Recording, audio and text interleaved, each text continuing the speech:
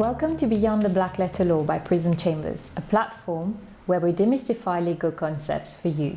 Today we welcome Gordon Stuart, Managing Director of Accuro Fiduciary in Mauritius, where we talk about all things financial services and a bit of leadership as well. Hi Gordon, welcome to our podcast. Hello Joanne, and thank you so much for having me. No, pleasure. I know we keep missing each other because we were meant to speak a few weeks back and then life got in the way and then I went traveling and then you went traveling, so happy to see you finally. Yeah, I'm glad that we finally managed to get together. I've been looking forward to this, and as you say, our diaries have just not been able to synchronize over the last month or two, so glad we could finally make it. Yeah, I'm very, very excited to have you, and I know you've been teasing me about feeling nervous about being on the podcast, but you're actually a bit of a TV celebrity yourself. I think celebrity might be a strong word. I think typically celebrities have fans that follow them. I've yet to have a fan, but yeah, I've been doing TV now predominantly in South Africa since 2009, so not my first time in front of the camera, but no, look, it's always fun to do these. And as I just mentioned, you must be really scratching the barrel if you brought me along to these Come on, show. You're my star guest.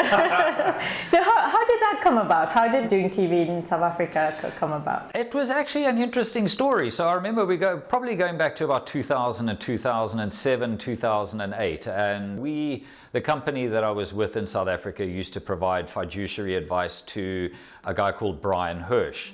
And Brian is a legend in South Africa with regards, he's had his own TV show since TV became, arrived in South Africa, and he's written articles in newspapers. So he's a real kind of media celebrity from a financial advisory perspective.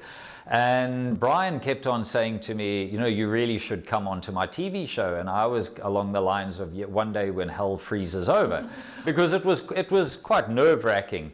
And then finally, I think he twisted my arm, and I ended up on his TV show. And I must say, and his shows are live, so I was terrified that I would get something wrong. But touch wood, it went pretty well, and then couldn't have been too bad because he asked me to come back again, and a third time and a fourth time, and yes, I've been doing it now for 13, 14 years. Amazing. So what is it that you discuss? Current affairs, anything to do with the kind of financial sector? Very much focused on, so Brian's shows, it runs every week, and every week he'll bring in a guest speaker or two guest speakers to cover a specific topic. I typically get brought in to discuss tax, fiduciary services, wills, that kind of angle. So it's myself and Harry Joffe, who's head of legal for Discovery, and we've been operating together as the two guest speakers now for probably 8-9 years. So there's a great dynamic at play between the three of us,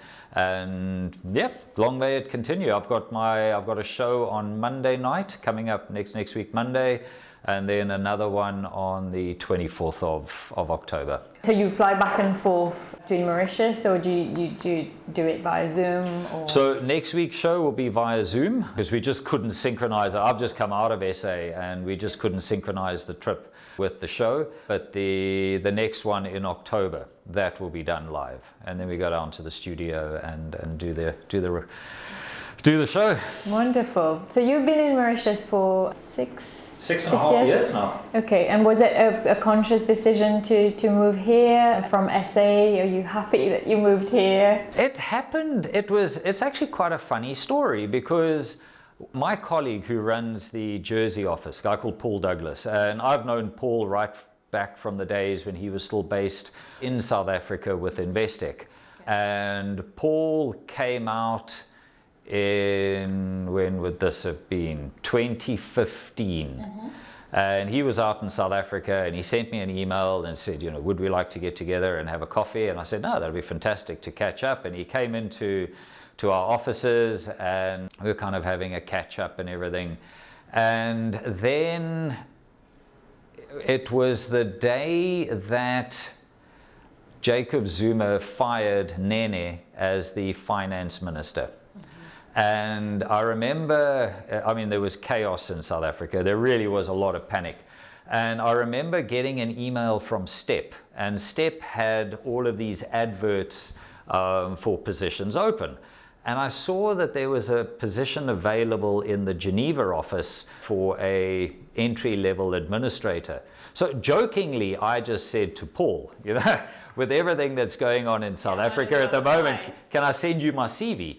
And he, I think, responded back saying, no, I don't think you're qualified enough. But then the CEO of the company at the time was a guy called Xavier Isaac. And Xavier phoned me and we had a great discussion.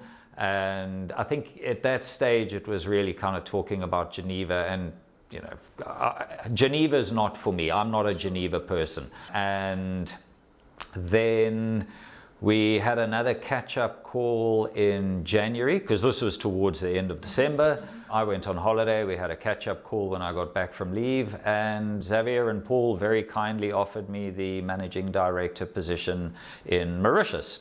Now, to a South African, that was a far more appealing offer, just simply because we're very outdoor people. And I know Geneva's is amazing in summertime, but it's the white stuff that falls on the floor for the other half of the year that concerns me a little bit.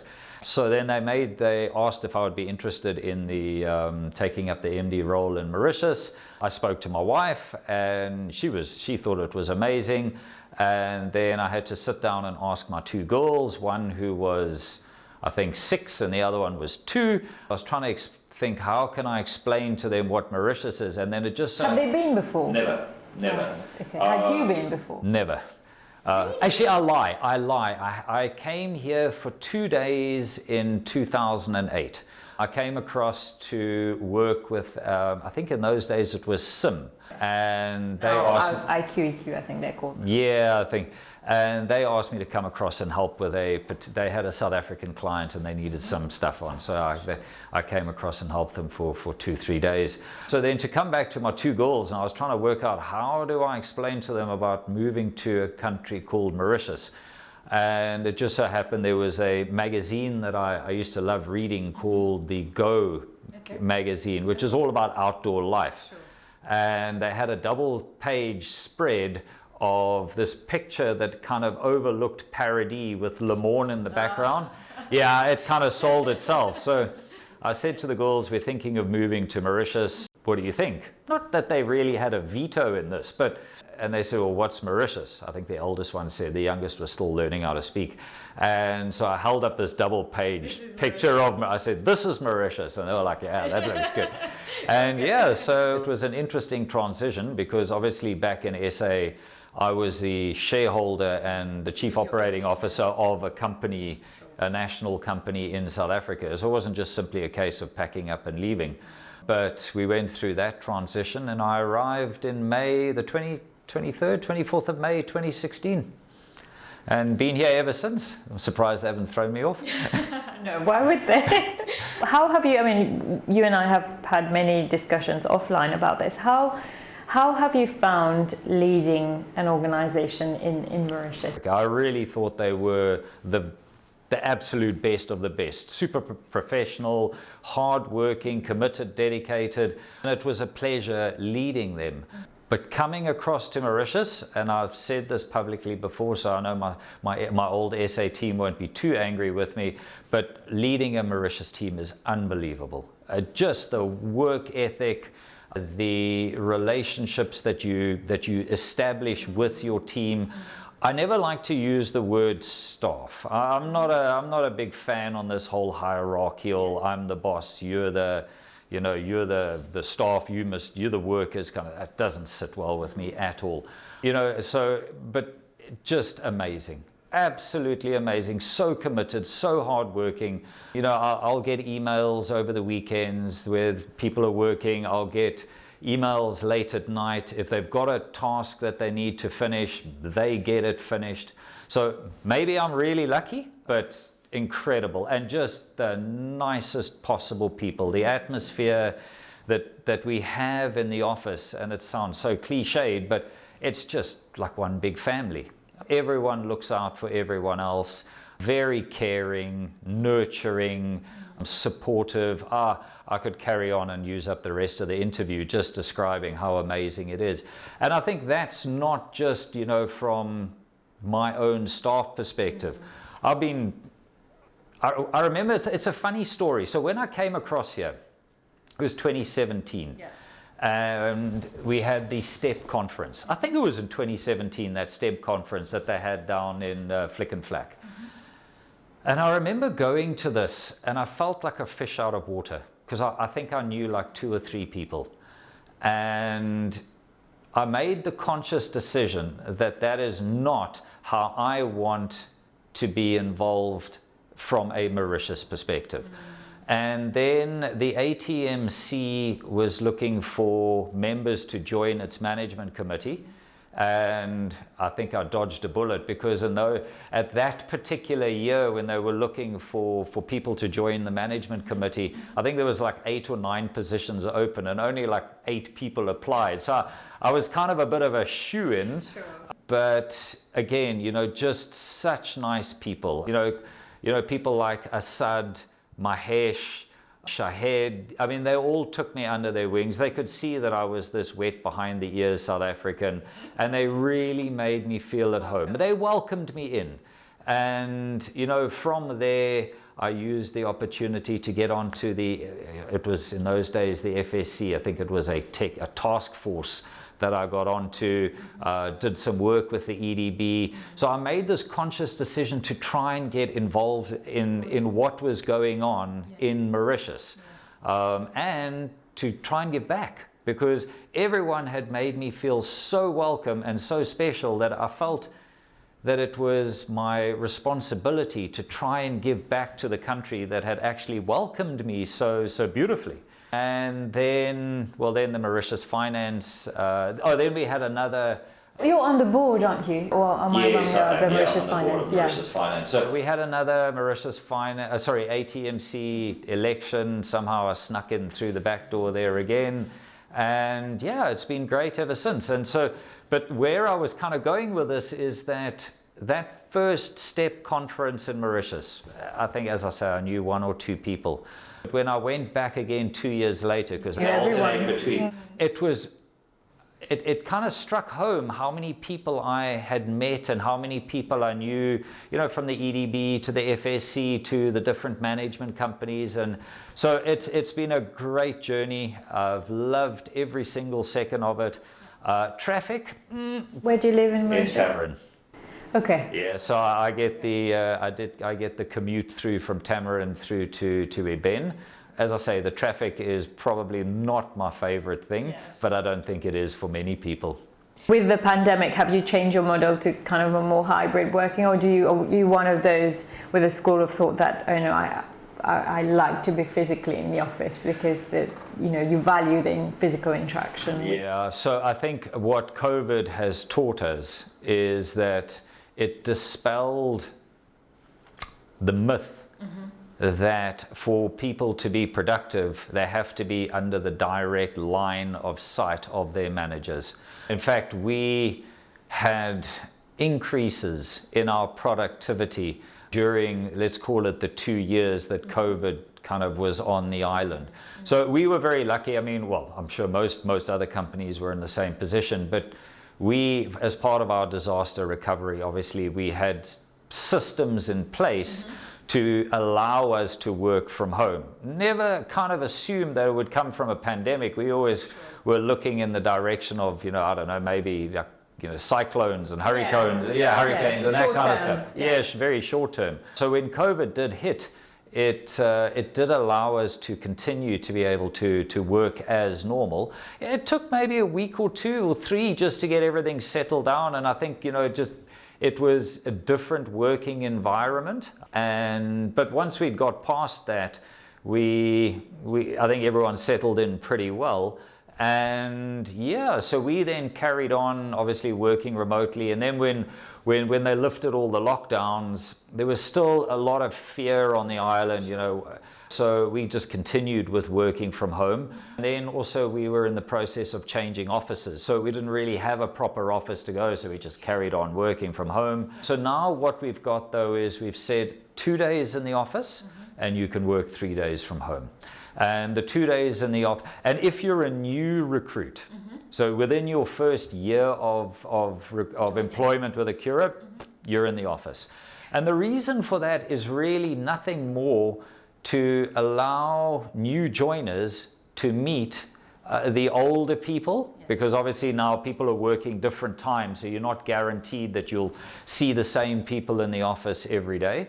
And also to, I guess, to soak in the value and the culture. The corporate culture, and, that is exactly it. So we work one day, you must come in and with your team, so the whole team has to be in the office, and then your other day that's a flexi day. You can decide which day you want to come in, just so that you're getting a different spread of people that you typically work with. So no, we don't insist that people come in 5 days a week. I think it's a little bit antiquated, and I think where we're moving towards, especially the world, I think the work from home is now part and parcel. It's now entrenched in the working culture. Yes, I tend to agree. And coming back to your company culture, I mean, you described your amazing team, and I know that you wouldn't like to attribute any praise for yourself, but do you think that that is a testament of your leadership style? I would have to politely decline for the simple reason that, you know, when I joined, that culture was already there. The culture is driven from within. It's not a culture that I think any directors or managing directors have instilled in the office. I think that's come from the team itself. And I think as the leadership in the office, we just need to be there to ensure that it continues by giving everyone the opportunity to maintain that culture that we have. So no, Jan, I wish I could take the credit. I really do, but no, unfortunately not. It was there when I arrived, and okay. I'm just very thankful that it was there. But how would you describe your leadership style? Is that not a question you should rather ask the office? No, I don't know. You know, we had Accuro has an organizational development company that we use to provide us with guidance on how we can steer the group as a whole and what we should be doing to motivate, you know, the people in the different offices. So we make use of a professional third-party company. And I think it was probably about 2 years ago they asked us to do, you know, these personality tests. And the result that came out was I was a helping inspirer, if whatever that means. But my leadership style, I think first and foremost, to me, the key is in the word, leadership. If you're a leader, you need to be in front. Don't be behind. Don't be one of those people that walks behind saying, do as I say, don't do as I do, and who pushes people from the back. That's not a leader to me. I think I kind of learned that skill in the army. Were you in the army? Yeah, I was. I did four years. No, I spent 4 years in the army. Yeah, I spent 4 years in the army. And I will be eternally grateful. It was the most educational period of my life. Forget university, forget through work experience. That, I think, is what shaped me as an individual, because it taught me what I think is my very core, and that is you just don't give up. There is no such thing as I can't do this, I quit.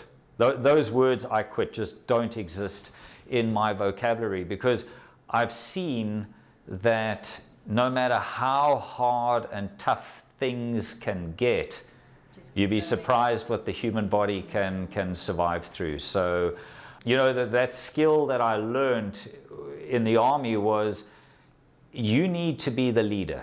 You know, you are in front. If you are the officer, if you're the non-commissioned officer, you need to lead your troops from the front. They are going to follow someone who they respect, who they trust, who inspires them. I'm not saying I've got those qualities, but this is what it is on paper. And, you know, the last thing that you want to do, especially when you're in a let's call it a conflict situation, as a leader of a troop or a squad of soldiers, you don't really want to go storming into battle and look over your shoulder and there's no one there to support you. So you need to have that confidence, or you need to have earned.